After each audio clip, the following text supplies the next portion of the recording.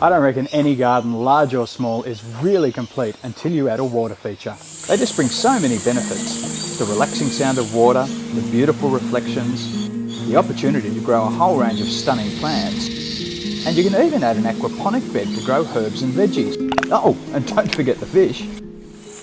Before you say, nah, too difficult, just hang around and watch, and I'll show you how you can put together a super simple water feature using off-the-shelf products, and it'll take you less than half a day. First off, a couple of things you'll need to think about with a water feature.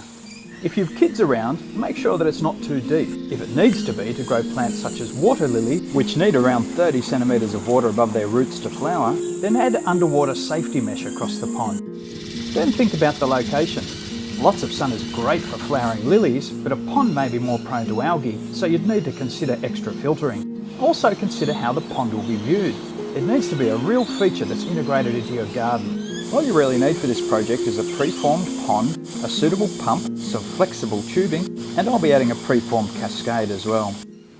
The label on your pond should list the pond's dimensions and tell you how much water it holds. This figure is handy for calculating how many fish you can have in your pond, and also the best size of pump. The spot I've chosen is in an empty corner of a new garden bed, so thankfully I won't have too much digging to do. As these ponds are quite light, it's easy enough to move them around a bit to get your position right before you dig. So time for a bit of a spin and a fiddle, mark my location, and on with the spade work. Another advantage of these robust pre-formed pond liners is that unlike using a flexible membrane, one of the rubberized ones, you don't need to remove every stick and stone and root from underneath the pond, and you don't need to shape your hole perfectly or lay down a coarse bed of sand before you put your pond in place. And in with the pond. Check the level, make sure you check side to side, front to back and diagonally, before backfilling and packing the soil in around the sides. And so that rain won't carry dirt and muck into your pond during heavy downpours, finish the soil level to about 30 millimetres below the top lip of your pond. And now I position my cascade, using a mound of soil to support it while I build my stonework in underneath. I generally add a bed of gravel to the pond base. This gives water plants somewhere to root into, and over time it will work as a biofilter. Just make sure you wash gravel first or you'll cloud your water. Now it's time for the pump. I like to position the water intake at the opposite end to where the water is actually running back into the pond. So the water gets sucked up here and it runs into the pond over here.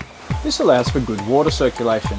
To do this, I remove the pump's built-in filter and add an intake hose with a foam block filter on the end. When you're feeding the pipes to your pump and other connections, always use a pipe clamp of some sort to prevent leakage and pressure loss.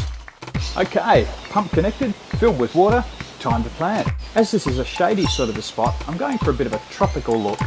In with some water plant, and of course it ain't over till it's mulched. Now all that's left to do is the really fun bit. Plug it in, switch it on, and we're off. Just a few hours and what a transformation.